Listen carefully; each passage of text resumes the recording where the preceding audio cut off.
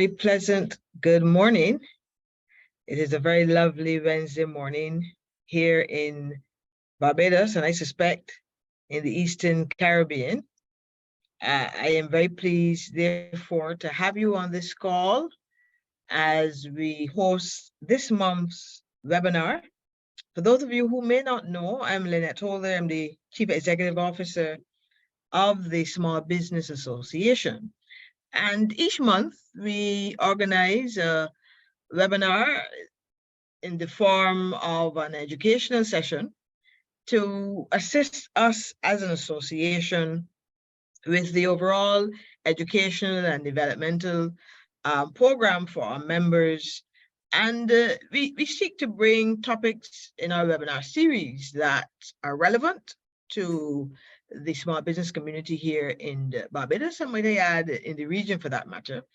And we use this forum to also partner with some of our industry organizations to ensure that they too get an opportunity and a platform to discuss and to share critical information relative to what's going on in the public sector, for that matter, or in wider corporate Barbados. So for this month, we have, again, a very exciting topic. We're looking today at government's procurement system. And so it is my pleasure to welcome you to this session. A bit of housekeeping, if you will permit me to. These sessions are recorded and will be available via our YouTube channel, and this can be accessed via YouTube page or on our website, www.sba.bb in the SBA TV segment of our website. So in the event that you miss any aspect of the presentation, fear not, you can always review the session after on our YouTube page and our website. And also, our sessions are live streamed on our Facebook page. So as we speak now, the session is being carried live on our Facebook platform as well. So fear not, if there's any aspect of the session that you may have missed, you can always go to any of these platforms and watch the session at your convenience. Also, immediately after the presentation, we'll invite our audience to pose any questions, any contributions that they have, to make any comments that they have during our question and answer segment. And this is going to be done immediately after the PowerPoint presentations that will follow this brief introduction. And so I'm encouraging you to jot your notes down, jot your questions down. And we're going to use the chat platform on this Zoom network for the Q&A segment. So we'll ask you to jot your questions down, and you can pose them in the chat. I have members of the team, they are on standby to retrieve those questions, and we'll make sure that our presenters are well informed and that they have the opportunity to engage you during the Q&A segment. Now, throughout the session, we invite you to keep your mics on mute. If for whatever reason, it goes off, we'll mute you to make sure that our presenters are not disturbed in any way during the presentation. Okay, and also at the end of the session, we'll ask you to stay on for maybe another 5 to 7 minutes and complete a very short evaluation exercise for us. At the end of our webinars, we have the opportunity for you to give some feedback. And this is important, as you can appreciate, because it allows us to make improvements. It allows us to get a perspective from you on the session that you would have just attended. So please stay on at the end and give us your feedback via a very short poll that will be placed in the chat at the end to allow you to participate. So that's it for housekeeping. Once again, thank you so much for joining us for this month's webinar. It is the month of May, as I said, and it is really a wonderful day here, I must admit. It's a lovely day on the outside. So thanks so much for being a part of this exercise. Now, colleagues, you would have heard in the press, as I did, during the last few weeks, a lot of debate around government procurement. Lots of views contended during the debate in Parliament and also in the public sphere.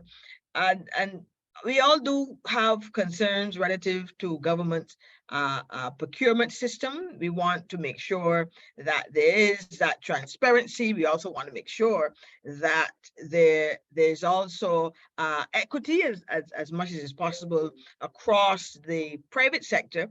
And we thought, even prior to the debate, that we would organize this session to make sure that our small business community in particular has an appreciation for what has changed now in the Procurement Act, as I believe it is now an act. What has changed and what are the implications of these changes to the small business community?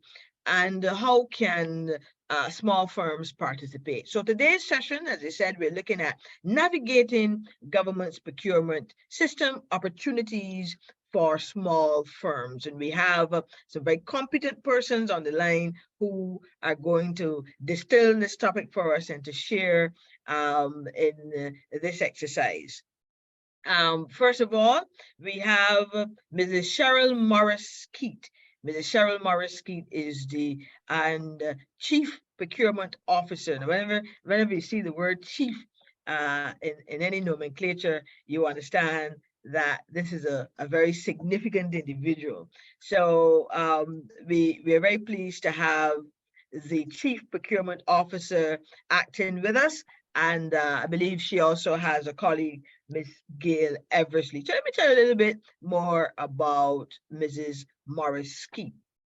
As I mentioned, she is currently the acting Chief Procurement Officer of the Government Procurement Department. And she's worked as a civil servant for over 32 years. So you can appreciate that she has some time within the civil service. She started as a chief project analyst in the Ministry of Finance, Economic Affairs and Investment. And then she was seconded to the Caribbean Constituency Office of the Inter-American Development Bank, where she spent about 8 years there. Now, after she returned in 2018 to the civil service, that is, she was then promoted to the Deputy Permanent Secretary's position in the Ministry of Agriculture, Food and Nutritional Security in 2021. And after that was transitioned to the Chief Procurement Officer's role. She holds a master's degree in project management and evaluation from the University of the West Indies. She also has a master's in management, specializing in acquisition and supply chain management from the University of Maryland in University of Maryland College, that is. She also has a postgraduate diploma in acquisition and supply chain management and a diploma in human resource management from the Cave Hill School of Business. So she comes very eminently qualified to help us distill this topic today. And so it is my pleasure at this time to welcome Mrs. Cheryl Morris Skeete to share with us as we look at government's procurement system. I'm sure, Mrs. Skeete, you will introduce your colleague as well as you go through your presentation. So over to you, ma'am, and welcome again to the Small Business Association's webinar series. Thank you, Dr. Holder. It is good to be here with you and your colleagues this morning. On the call with me, I have two of my colleagues, Miss Gail Eversley. She is the IT person with our new e-procurement system that we're looking to implement. And I have Miss Margaret Leon. She also works with me on the Tenders Committee as the Deputy Chairman of the Tenders Committee. But we all work together as a team as we look to roll out and transition our new e-procurement system. Can I share my screen? Okay. All right.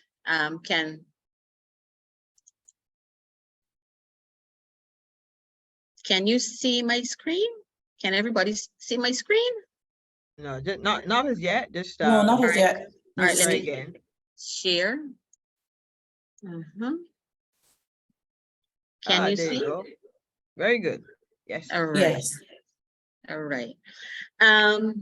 When I looked at your topic this morning, I think it is important that we look at it from two angles. The Public Procurement Act that was passed in both houses in December 2021. And like you said, there was a lot of debate last week on procurement. And we also want to look at it from the e-procurement system that we are about to roll out shortly. And from these two aspects, we know that there will be opportunities for the small firms. Okay, so as I said, the Public Procurement Act was approved in both houses in December 2021. This act replaced the Financial Management and Audit Rules 2011, and also the Supplies Act, which would govern procurement, right? The purpose of the act is to regulate public procurement, and in particular, to promote integrity, fairness, transparency, value for money, and efficiency in public procurement. And when we talk about integrity, we are speaking about basically the actions, the honesty in our actions, in how we operate.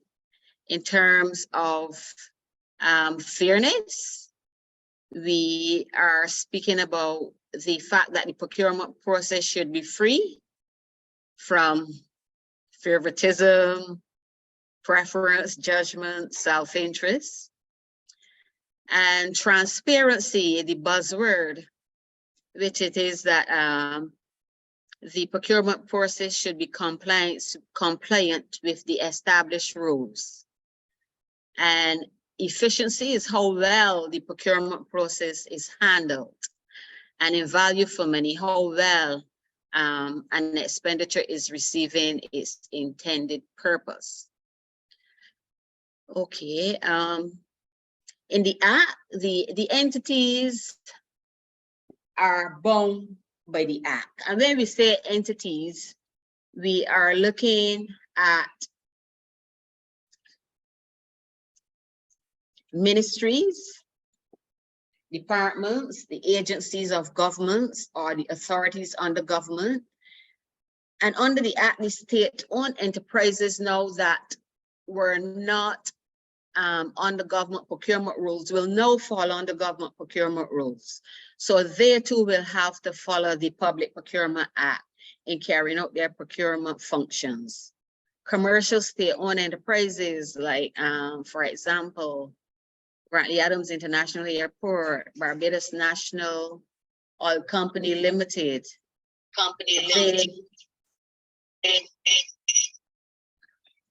They too will also have to follow the Public Procurement Act in undertaking their functions, right? We speak about persons bound by the act, right? When we speak about persons bound by the act, we're talking about public officers or other employees,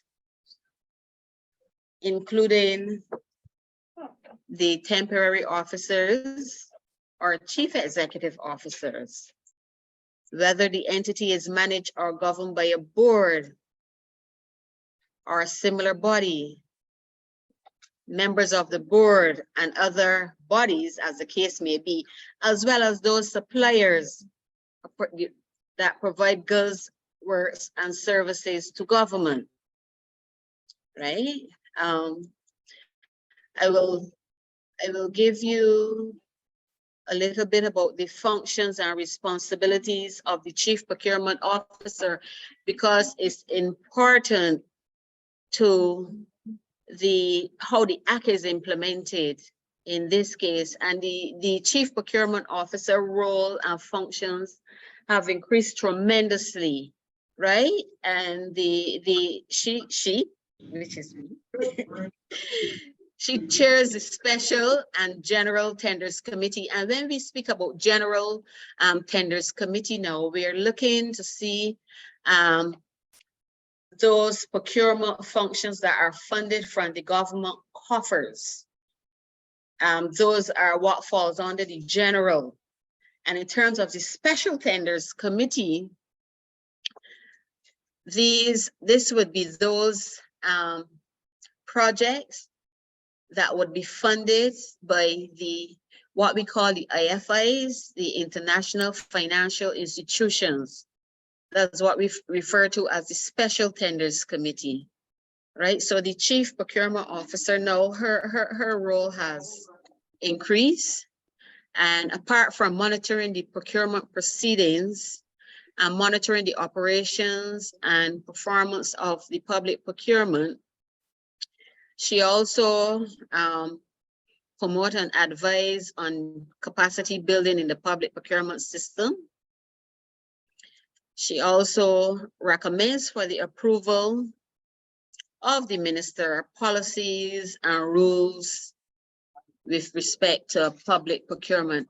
And those are just some of the functions. There are many more functions, but those are just the ones that we highlight here now. I'm not sure if persons would have had an opportunity to read the Public Procurement Act, but if not, I will share it with the organizers of this session today, or you can also see it on the Parliament's website.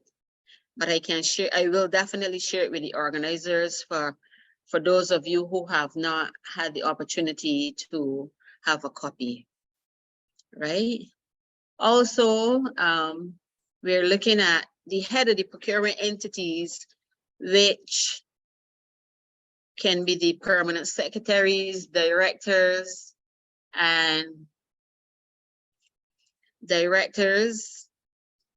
general managers, and they too have to follow the Public Procurement Act.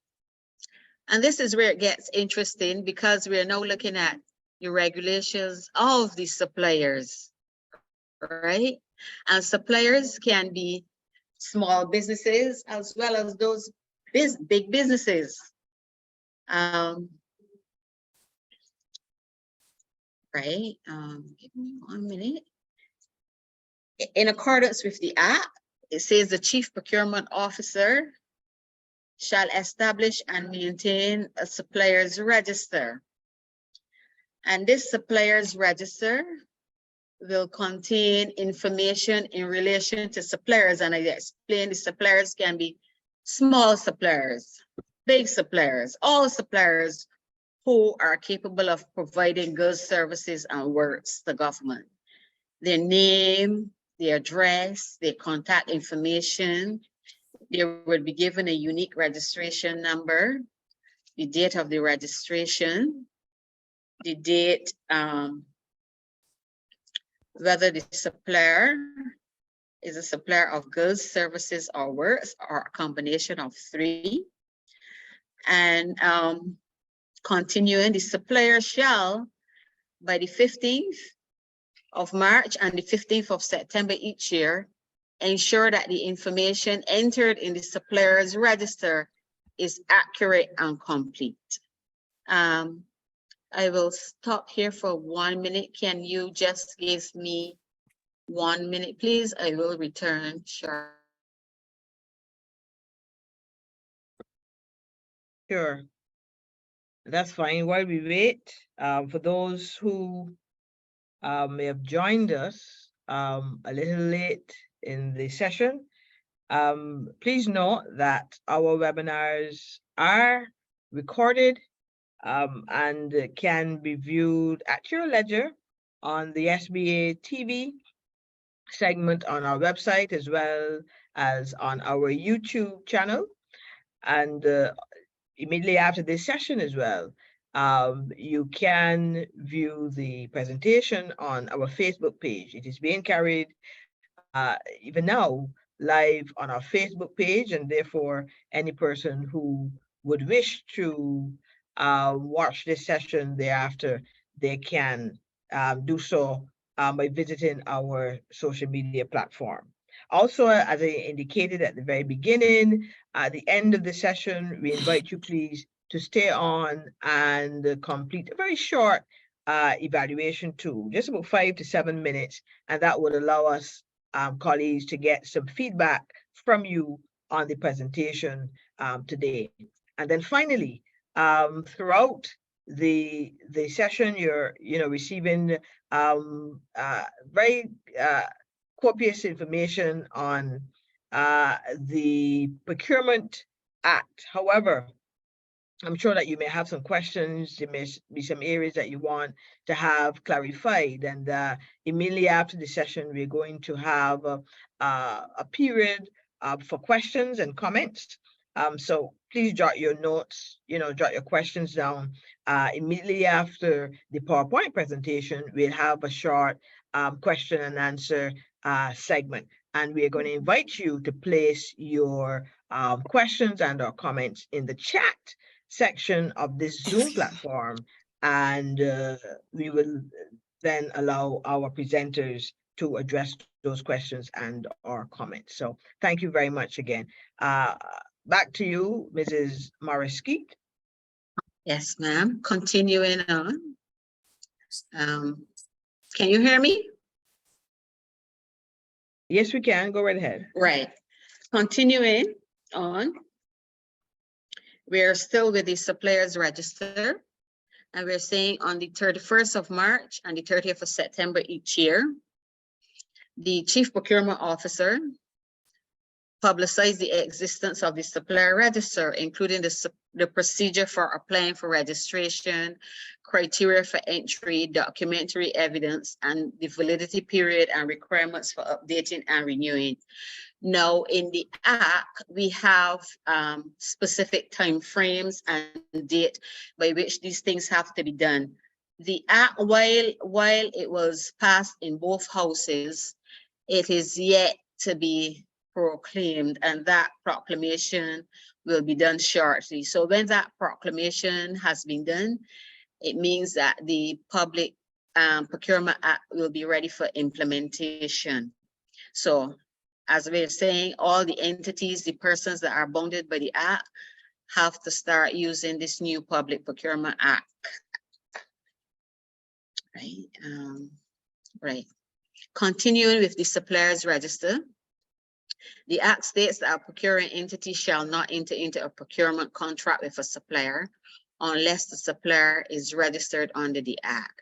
And in registering, we have set up a help desk here at the Government Procurement Department, and we have set up an email, GDP help desk at barbados.gov.bb, and we are here willing and ready to assist all suppliers to register, because we want persons to benefit from those procurement opportunities that will be coming their way, right? And it says a person may apply to the CPO for registration as a supplier. Currently, we have here at GDP where persons submit their information to be registered as a supplier, but we're going to do it a bit more formal because the Act does specify how that registration is supposed to be done, right? The Chief Procurement Officer has 30 days by which to respond to the supplier. Each supplier will be given their own unique registration number, and the registration will be valid for 3 years and renewal for a period of 3 years as well. Right? In terms of the eligibility of the supplier, the eligibility criteria requires that the supplier has the legal capacity to enter into a contract. He's not insolvent, he or she's not insolvent, in receivership or bankrupt. He or she's not the subject to any legal proceedings. And it also sets out the ineligibility criteria, which includes, inter alia, knowingly or recklessly provided false information, interfered with the participation of other suppliers, or engaged in misconduct in relation to the procurement proceedings. Right, and the director of finance, who is responsible for government, he is the Mr. Ian Carrington. He's our director of finance. When we say DFE, that's what the acronym stands for. Upon recommendation of the CPO, determines the ineligibility. So the CPO would have to conduct a thorough investigation, provide the facts and of the case and why they have been determined to be ineligible. And that supplier or those suppliers must be given the opportunity to be heard as well. And in doing that, we also have the reasons that the supplier may be removed from the supplier's register, right? If they become ineligible to participate in the public procurement. However, the CPO shall not remove the name of the supplier unless he or she gives the supplier a reasonable opportunity to be heard, right? And the CPO shall notify in writing to the supplier the facts, the removal, and the reasons for it. So the Chief Procurement Officer just can't say we remove you from the supplier register. We have to give the reasons why that supplier has been removed. And in doing so, the supplier has the right to an appeal, because we have the appeals tribunal as included in the Public Procurement Act as well. And these are some of the reasons for the appeal. If we refuse to register him or renew his registration, him or her registration, that he is ineligible to participate in public procurement, to exclude him from participation in public procurement, or to remove his name from the supplier's register. And if some of you were listening to the debate, and Ms. Sold, I think you would have been in tune, it would have spoken to appeals to the tribunal when they were discussing the Public Procurement Rules 2023. They were discussing the appeals to the tribunal, where a decision regarding registration for ineligibility, exclusion, or removal under Section 94, and there were some fees to attach to that, to appeal to the tribunal. And if you are looking to appeal, for example, registration in an exclusion or removal, then that fee is like $200. So there are some fees attached to the appeals to the tribunal. And the Act sets out the procedures for lodging an appeal and the time frame in which the tribunal must respond. I want to say also that for the procurement, under the old financial administration and audit rules 2021, the threshold for tendering was 200,000 Barbados dollars, where you go out to tender, inviting open competition. Now, under this new Procurement Act, the threshold now is has been increased in line with the CARICOM public procurement, where it is $300,000 for procurement of goods or services, or a combination of goods and services, and $500,000 for the procurement of works or a combination of works, goods, and services, or of works, goods, and services. So the threshold has been increased from 200,000 to 300,000 and 500,000, where we invite open competition. Anything under 300,000, the procurement entities can do requests for quotations, RFQs, requests for quotations, right? So that is good. So I think that brings me to the end of my short presentation. But as I say, the app, I will submit the app to Dr. Holder, and she can send it out to the persons on the webinar for their information. And all the information is contained in this app. Okay, Dr. Holder, so thank you. And at this stage, I think my colleague, Dr. Holder, we will go to my colleague where she can present on Bonfire, or Yes, thanks. We're going to reserve our questions. right. I have about 3 questions already for you.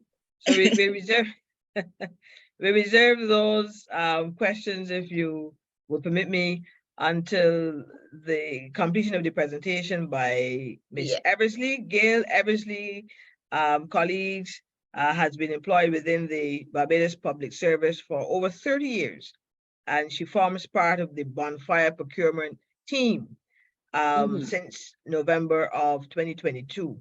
And she has learned how to navigate the Bonfire e-procurement platform, and currently is the application support specialist in the information system unit at the Treasury. So Ms. Gail Eversley, welcome, and please proceed to share on the Bonfire platform. Colleagues, this is the e-platform that's been introduced to help with the administration, if you will, of the procurement process. So we'll have a presentation on this now, and then we'll go straight to our question and answer segment. So over to you, everyone. Ms. Eversley. Thank you for having us.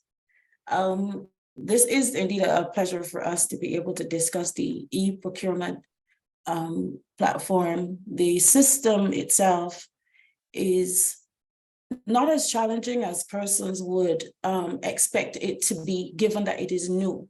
And that's what makes Bonfire a very easy to use platform. The registration process is what we are going to concentrate on today. Mrs. Cheryl Morris Skeete would mention much about who is supposed to be a part of the system. And ideally, we would want everyone, every business, sole traders, big companies, small companies, middle ones, to be a part, to be registered so that they can be notified. The login credentials, which would be the online platform for Bonfire, I have it on screen, and again, that will be made available.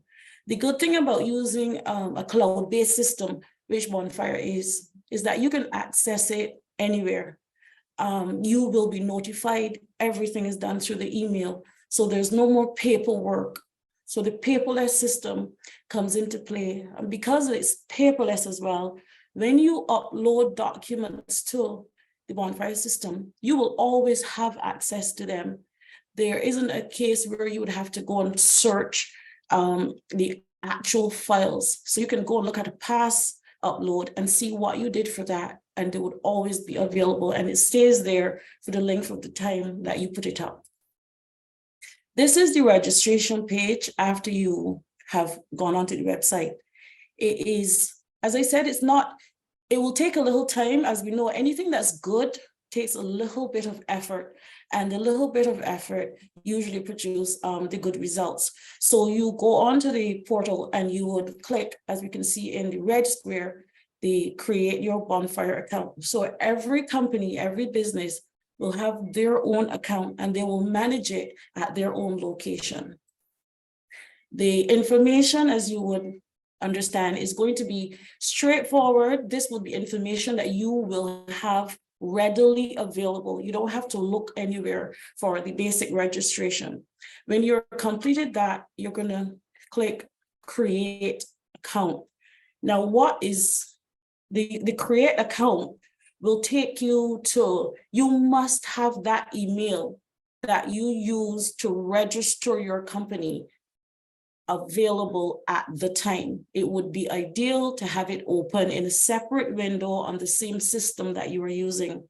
From the time you hit create account, you're going to get an email asking you to go ahead and confirm that this is what it is that you're going to be using. The reason being is that you don't want to have all these different emails and then you don't have access to the emails, because from the time you set that up, every procurement that you go after, the opportunities that you try to bid on, the emails will come back to that account. So we try from the beginning, that email is verified as the company's email. From within your email, you click the complete registration. After you've clicked the complete registration, then the information that you need to enter will be one step at a time. It's just slowly building. You take your time and you go one step at a time. The key is to not miss anything that's highlighted, and it will be visible. The ones that are not highlighted, if you don't have that information at the time, you can skip those and put them in. But in order for the account to be created, every highlighted field must have the requisite information in it. So you create your account, and these are the steps for the registration. So the first part is to create your account for your business, your company, your sole proprietor, sole trader. You set that up. Then the information that's needed. The information is settled into these 4 steps, and then you have a complete registration where you would be able to review everything that you have entered. The account information, as you would know, we have the TAMIS, we have the registration from the commerce.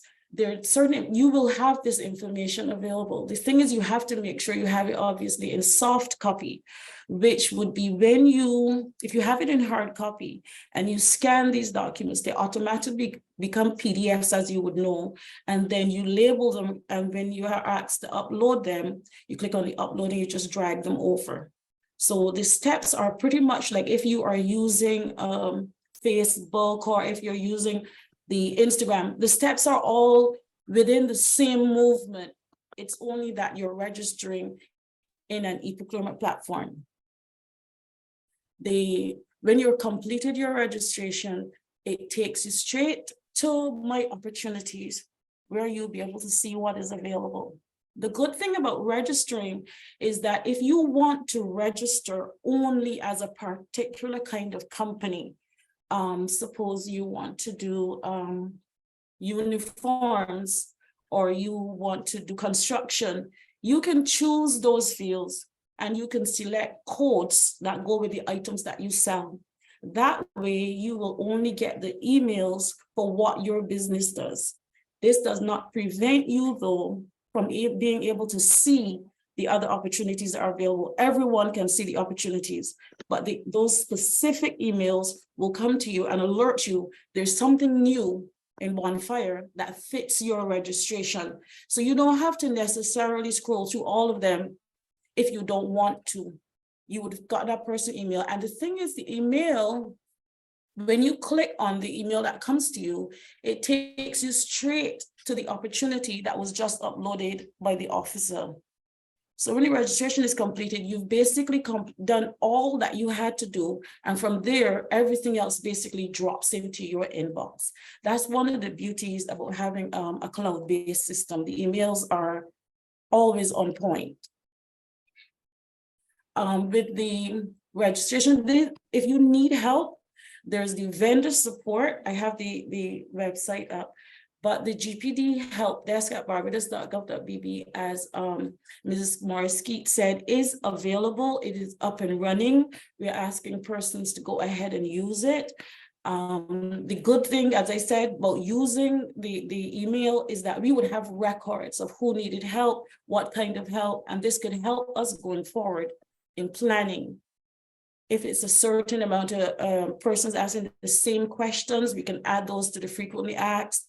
We can compile information that we can be putting out to assist all vendors.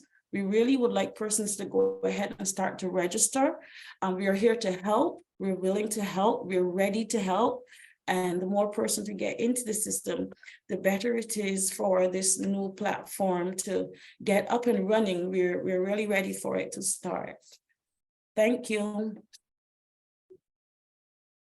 Thank you to Ms. Eversley for sharing with us on the new Bonfire platform. I did get a question in the chat from Justin querying the website address. So if it is, Ms. Eversley, if you can just in the chat to everyone, just place again that link.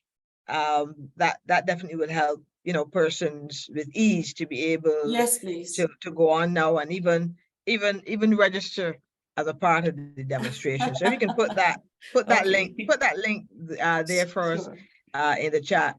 As I indicated, we did have a query as you were presenting on what is that website address. So there you have it, folks, a short presentation on the Bonfire online platform. This is where you have to go to register in the event you want to be a supplier of goods, services, and or works to government. You must register in this Bonfire system on this platform. And you had a short presentation there moments ago, and Ms. Eversley has subsequently placed the link in the chat. So go to the chat, colleagues.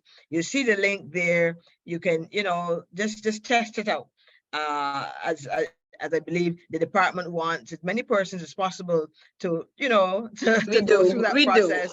Yes, go through that process. So you get all the kinks out is a part of that teething process and so on. So, exactly. You know, we encourage persons to do that. So at this time, colleagues, having heard the presentation on the government procurement system, we open up for your questions and or comments.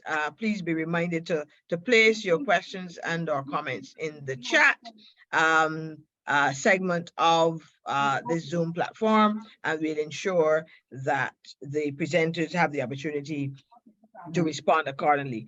But if we can get the ball rolling for the few moments that we do have you still on the call, just want to clarify, Mrs. Morris Skeete, the point was made about the threshold for public tendering. Before, Right. it was 200,000. We know that there's a government has a tenders committee that oversees this process, and now you're saying that the threshold has been raised, and it is currently 300,000 for goods, services, and 500,000 for works. Anything Or under combination. that, or combination, anything under that, any government department has the authority, as it were, to invite at least 3 quotations. So they can just send out to firms and invite at least 3 quotations from firms to, you know, to quote on the particular service, good, and well, if it's a works, I'm not sure what works you get under that, but nonetheless, at least, you know, they can send out to at least 3. The question then is, with the revisions to the act, what are the vulnerable groups, if we can use that term, allow me to use that term. What are the special groups then? Let's call it that. What are the special groups that have been earmarked in the act that at least can be guaranteed a particular percentage of government procurement? Now, all of the debate last week indicated what 1.3 billion dollars or something like that in government procurement. I don't have the ballpark figure. Some of this. I don't have I don't have the ballpark figure, but what I can say, two things. These sums, the 300,000 and the 500,000, they are in line with the CARICOM public procurement, right? Mhm. So it is 150,000 US, equivalent to 300,000 Barbados. So when we are doing our tender process, our open tendering, we're looking to see how we can integrate with CARICOM so that persons on CARICOM can see what Barbados is doing in terms of their procurement and have the opportunity to bid, and vice versa. Barbadians would have the opportunity to bid on those projects that are on the CARICOM website, right? That's one. The other thing is, the government in their procurement rules, they looked at like maybe, what should I say, four areas. They looked at like in a geographic location where the estimated value of a contract is less than $250,000. The supplier in those specific geographic locations can make a submission. That is one. Suppliers who were employed by a state-owned enterprise or commercial state-owned enterprise, but were retrenched, may be assigned a margin of preference over other suppliers in the award of a procurement contract. And that margin of preference would have to be determined by the procuring entity, right? There's a two. The other one is at least 5% of the estimated value of all procurement contracts for the financial year shall be set aside to be awarded to suppliers who are under 35 years of age, right? And the last one is at least 1% of the estimated value of all procurement contracts for a financial year shall be set aside to be awarded to suppliers who are persons with disabilities. Right? So those are the specific areas, we call them affirmative actions, that the government are looking to include those vulnerable persons in the procurement process.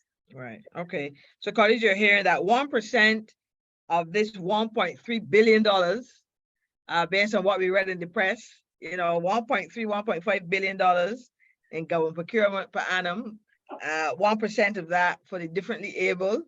We're hearing 5% for youth, and the youth is based on the UN definitions and the other international agencies, 35 years and under. And those who may be retrenched from state-owned enterprises, they're supposed to be given, some sort of preference.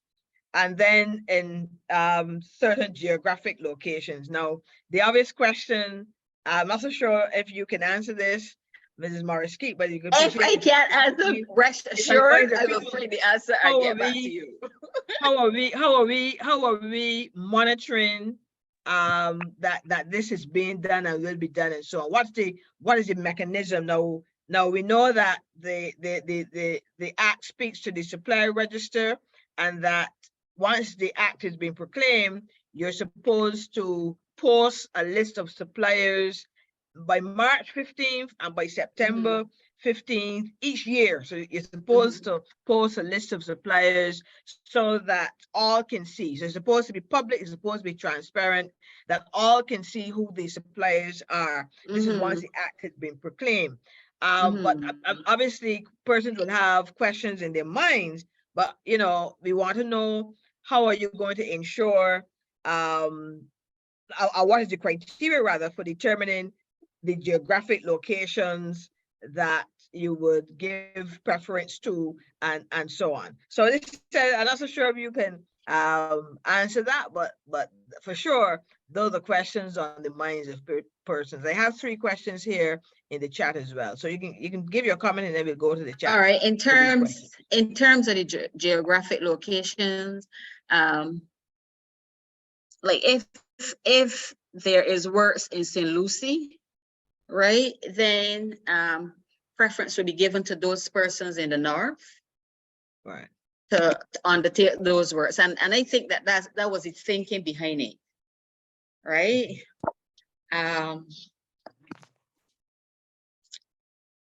If there is, maybe I can look into it, delve into it some more, but that was the thinking behind it when this was being discussed.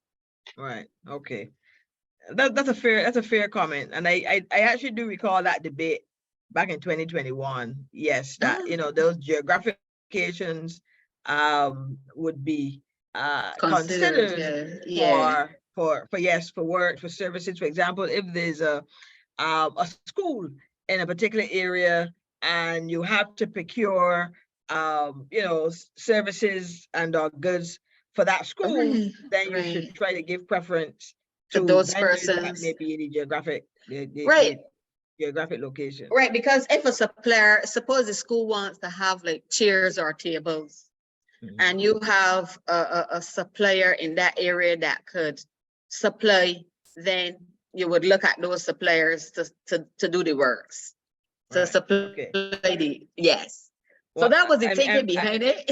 I'm hearing persons thinking, no, it's easier said than done. Anyhow, we'll see how this is really monitored. Anyhow, and Anita's asking, looking at the platform that was shared just now, the Bonfire platform, how soon do you anticipate this should be up and running effectively? 2-3 months? What is your time frame for this to be operationalized?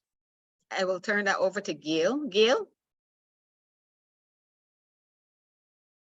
The Bonfire platform is actually up and ready, and what we are asking is to get the suppliers registered. We cannot do anything without persons to advertise opportunities to. So that's one of the reasons why I'm also glad that we're here. If we can get persons in the system, we can get it up and going. Right. Okay. Well, Anita has said she's already signed up, actually. So the link is there in the chat, colleagues. Anita is telling us she has already gone on and she has signed up. And colleagues, we're reminding you that in order to be a supplier, of goods and services to government, you must sign on to this Bonfire platform. The link is there for you in the chat. The only question now that I guess follow up to that is, how do we know when there are contracts actually to be determined? How do you know when there are procurement opportunities? Yes. When there are procurement opportunities. When the procurement opportunities, correct. That's the terminology, yes. When the procurement opportunities, correct. When persons sign up, they usually get to decide within what field they are signing up for: construction, goods, works, and their CPV codes that they can go ahead and select in the signing up process. As long as you've done that, an email will come to you that match any of the credentials that you added to your sign up. So the email will come to you and say there's an opportunity available within this area. You can also just go and check as well to see all, if you want to tell a friend or someone else, but the emails will come to you. Okay, very good. So what we're hearing then is that when you do sign up on the Bonfire platform, you would indicate the categories of interest. Yes. And when there are procurement opportunities in those categories, then you would get an alert. An alert letting you know about this. Okay. Yes. Here's another interesting question from Valis. Are there any special requirements for registering on the platform, such as like bank references, incorporated documents, tax certificates, etc.? Yes, and when those persons sign up to register, we will give them all the information. And when I'm going to send you a copy of the app as well. And in the app, it will tell you what is the information that the persons have to provide. So they would have that as well. And one of the things that I want to say here too is that a number of other Caribbean countries have signed on to this Bonfire, and there are Jamaica, Belize, I think it's Belize, and Bahamas. There are currently doing their procurement via this Bonfire portal as well. So it's catching on. So we don't want to be left behind. So we want to Definitely not, encourage, definitely Anita, not, definitely can not. you encourage your persons to come with you and sign up today? We're here willing and ready. And one of the things I must say too is that we are going to do a public campaign starting shortly. So we will be out there. So you can listen out for us as well. I can't give you the exact timeline, but it will be sometime this month. Mhm. Right? Okay. We will be on Good Morning Barbados and other JS platforms that you will be thinking. Now we're going to encourage businesses to register and have the opportunity to bid for procurement.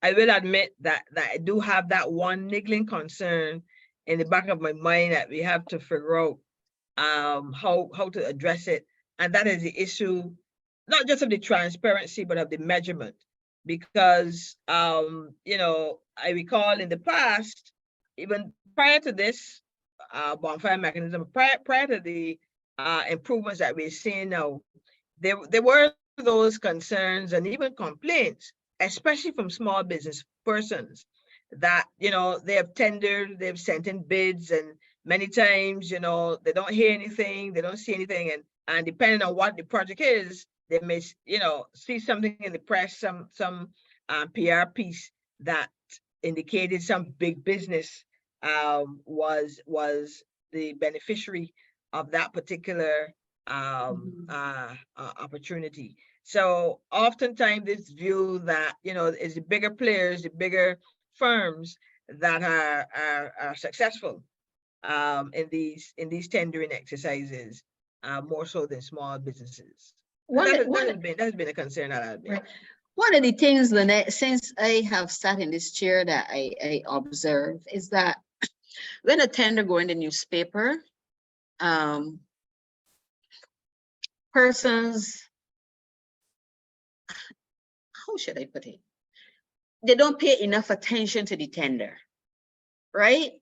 You ask for certain things and some persons, okay, we would ask for a certificate of incorporation. The tender notice may say that you shall submit the certificate of incorporation, you know, because that will show you when the firm was incorporated and all that stuff. Persons do not send in the information that is required. So if you do not send in the information that is required, then automatically you will not be considered because it is a requirement. But under the new Bonfire system now, when we are registering people, we will ask them to submit their certificate of incorporation, and that certificate will be there. That certificate will be there, so we won't have to be going back to them every time. We can just go and pull it up. So that would read out. But on the other hand, there are other things that we ask you to submit, or that the tender notice will say, well, please, this is the criteria for measurement and blah, blah, blah. And then some people, they just don't adhere to the criteria. There's nothing in their documents in relation to the criteria or anything like that. But what we also want to do, we also want to like reach out to these small firms and go through with them some sessions on how to submit their tender submissions based on a notice that might come out in the paper. And I think doing that will help them to see, okay, well, you may have been making this mistake all the time, but pay close attention to this or pay close attention to that. And I'm thinking that doing that would assist them, you know, to be part of the conforming team, the conforming group, right? Right. Okay.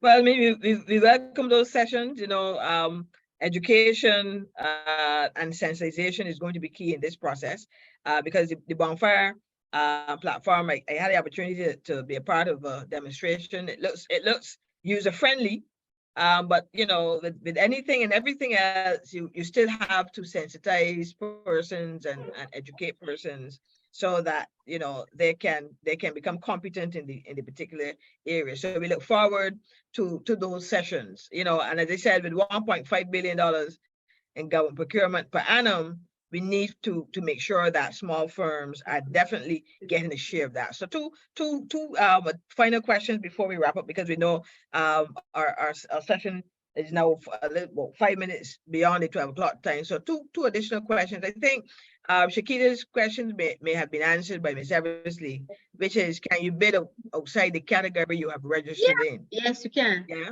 so that Yeah. that has been addressed. Yeah, that has been addressed somewhat.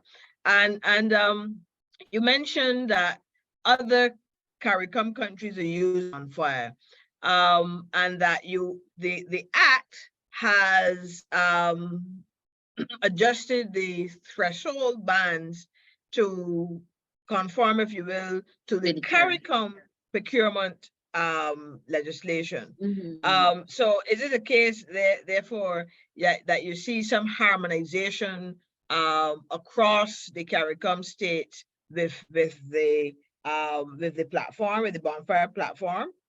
Is that Well, the intention? there would be harmonization in relation to the thresholds, but other countries are using a different kind of system. I can say for sure that Bahamas and maybe Belize are using the Bonfire, but I think Jamaica is using another type of system. But in terms of the thresholds, it is harmonized with the CARICOM.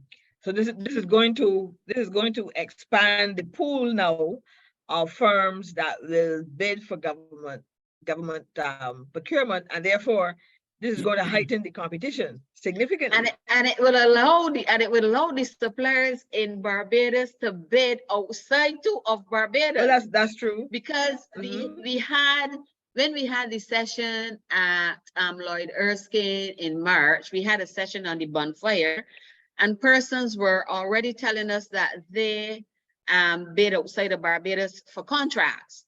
So while the pool here would be Yes, open, yes. it's vice versa. We would also get to bid on procurement outside of Barbados. Right, that's right. Dependent swings. Yes. Totally. David, I think the point, Ms. Eversley, about the email that the registrant receives maybe can be emphasized a bit more, because I have a question here. Is an email sent to you once you are in a particular category, or do you need to be a premium member? I don't think there's a premium membership. Everybody is free to view think that was all the tongue-in-cheek there. opportunities. Everybody are premium. Yeah. Yes, the emails will come to you to alert you for what your specialty area is and the areas that you showed interest in. But all opportunities are on the website. There's nothing that will prevent you from bidding outside of your category. The emails is just to keep all of your information in one place. I'm preparing uniforms, so you will get for all shoes and shirts and jackets, you will get for all of those, but you can go ahead and explore further. I would like to add though, that for small businesses, this will be even better in that much of the items that you have to submit to Bonfire is already prepared within the system. In that if you're bidding on 500 shirts for a company, the sheets are prepared within there and you enter the information. You don't actually have to go ahead and prepare a separate quotation. There are going to be things that you're going to have to upload, but not the way that it was done. We prepare the sheets. There's a requested or required information section that the officer who's putting out the procurement will prepare for you, and you will just fill that out. Right, okay. All right, thank you so much, ladies, for this presentation today. Colleagues, we've been discussing navigating government's procurement system.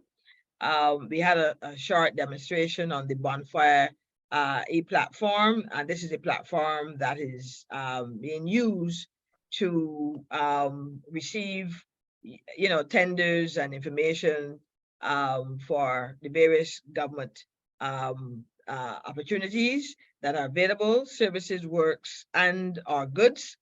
And we are encouraging you to please go online now. The link is there in the chat. It's still there in the chat. that you can access, and the procurement team is asking persons to register, go and just navigate, because obviously the more persons, you know, that are using the platform, the more you're able to work with any kinks and the like. So we're encouraging you to do that, but you must register in order to bid for any of the opportunities, the procurement opportunities that will be available. So we encourage you to do that.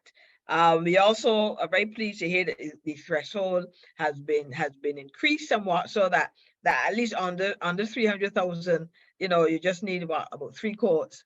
You know, at least that's good, especially for the micro firms. And we look forward to receiving the Procurement Act.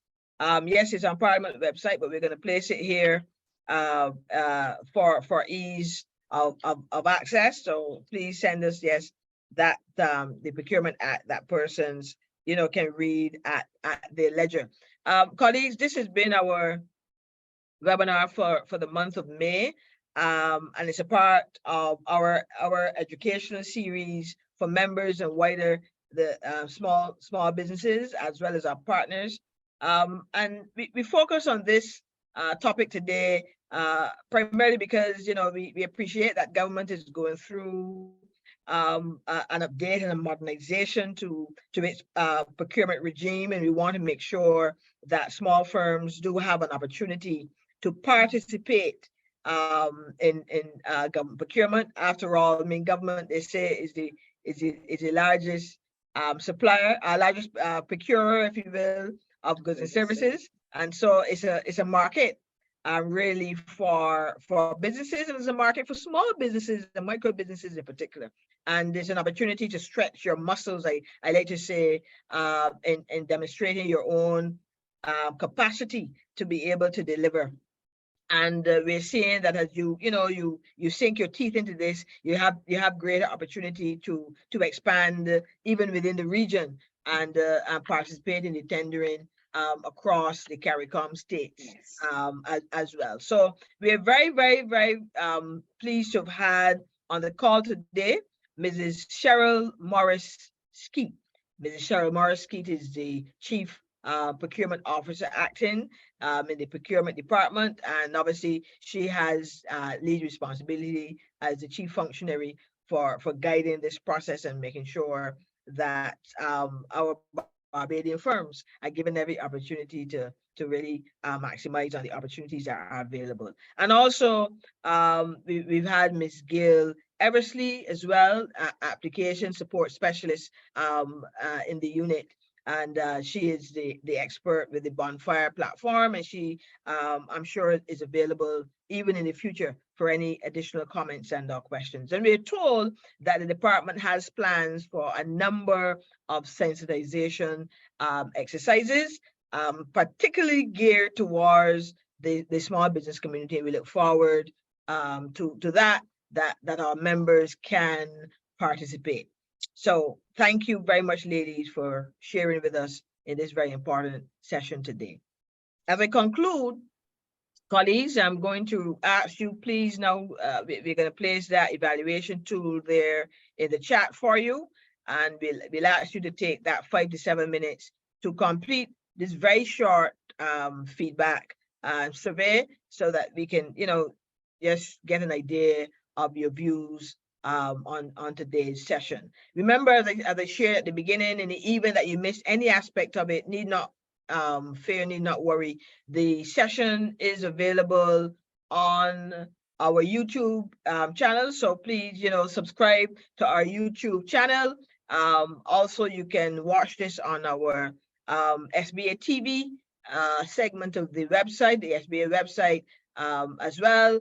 And we have been on Facebook all morning. Actually, we've been on our Facebook page streaming live, and so you can also go back and view the session in the event that you missed any aspect of it today. So once again, we want to thank you for being a part of our webinar for the month of May. Listen out for our next session in the month of June. Again, we're going to bring another informative topic, another area of concern for the small business community, small business sector, that will help in your overall growth and development. We'll share that information with you in another 2 weeks or so.